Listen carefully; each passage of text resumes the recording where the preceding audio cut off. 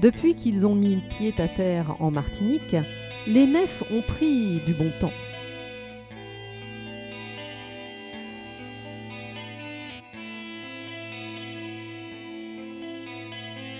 Mais les revoici enfin pour vous conter la fin de leurs aventures canariennes et leur improbable transat pour les Antilles.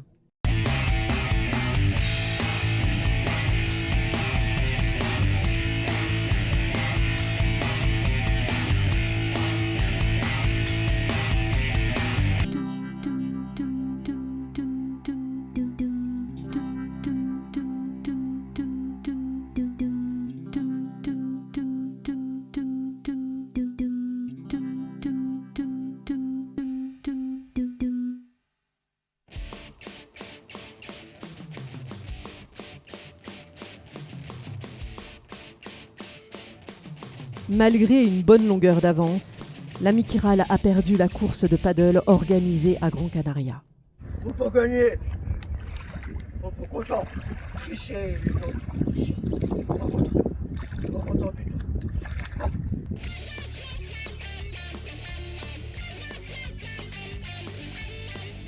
Vexée de cet échec cuisant, elle quitte cette satanée île pour celle de Tenerife, où elle pourra panser ses plaies d'orgueil. C'est au port de San Miguel que Wanga embarque son 4e élément, Yaelu Dallas Multipass, l'équipière de choc. L'air pur des hauts sommets attire les nefs qui arpentent gaiement les sentiers aériens, découvrant de magnifiques paysages.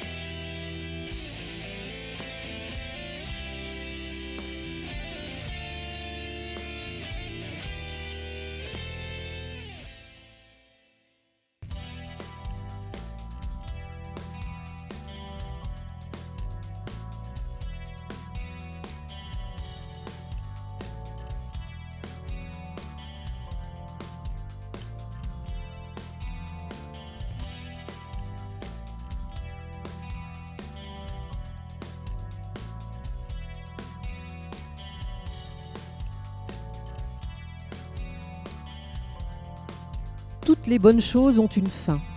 Il faut reprendre la mer et naviguer jusqu'à l'île de la Gomera, la petite avant-dernière de tout l'archipel canarien. Là, une mystérieuse rumeur circule. Les petits hommes verts auraient investi les lieux. Quelle ne sera pas la surprise des nefs au détour d'une ruelle de retrouver E.T.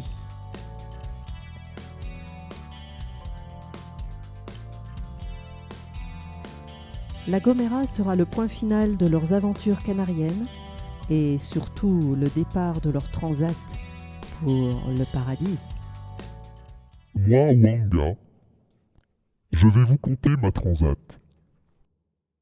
Il est une chanson, Partir un jour sans retour, qui annonce clairement la décision de nos nefs, lesquels se sont appropriés ces quelques mots qui adhèrent parfaitement à leur concept.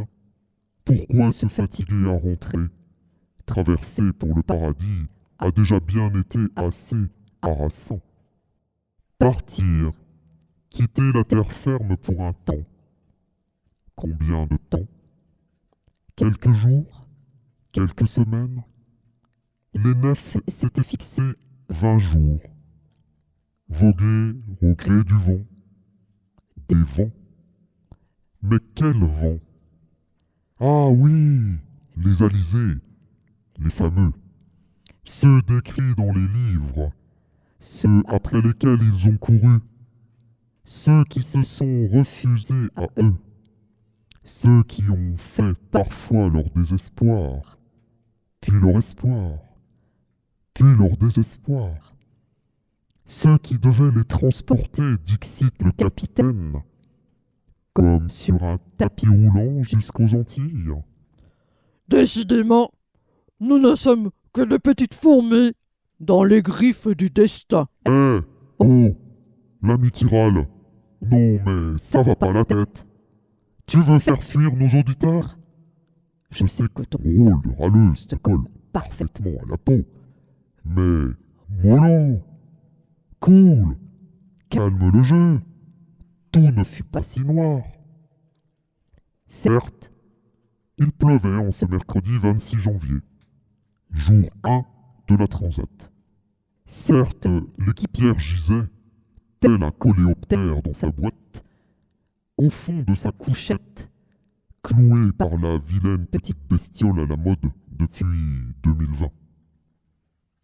Mais les neufs ont fait de belles rencontres, ont contemplé de magnifiques couchers de soleil, d'impénétrables ciels étoilés, se sont régalés des traces fluorescentes laissées par le plancton dans mon étrave, ont profité de moments hors du temps, loin de tout, coupés d'internet, à 3 dans...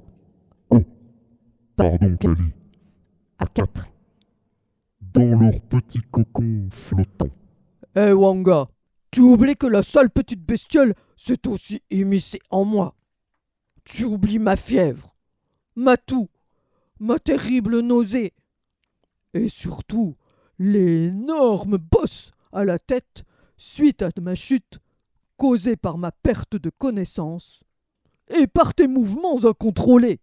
Ah oui, t'es tombé dans les pommes bien comme il faut. Bel œuf de canne sur ton vieux crâne.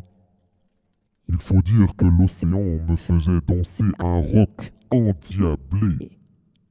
Qu'est-ce que j'ai pu gigoter, et dans tous les sens. Rigole. Mais le capitaine s'en rappelle lui aussi de la vilaine petite bestiole. Le pauvre. Et tu sembles oublier la nuit d'orage tempétueuse pendant laquelle l'équipière, tapis sous sa couette, hurlait « On va tous crever !» Ah oui, trop comique cette Yaelou Dallas Multipass. Mais quel manque de confiance en moi. Et c'est des énormes vagues qui ont inondé tes fonds sur 15 cm en rentrant par ton coffre arrière. Broutille que cela. La pompe de cale a superbement fonctionné et leurs éponges ont terminé le travail. Il n'empêche que tous mes organes vitaux ont parfaitement fonctionné. Aucune panne, aucune casse. Costaud Pepper Wanga. Ouais, je dois reconnaître que le capitaine est fier de toi. Il vante tes mérites à tous ses amis voileux. Il est au top, mon capitaine. Je le kiffe trop. Et puis, il est aussi un super cuistot. Sacré bricoleur. Un peu MacGyver à ses heures. En tout cas, le 24 février, ils explosaient tous de bonheur de voir enfin la terre après un mois de bleu. Et moi, j'avais hâte de me reposer enfin au mouillage.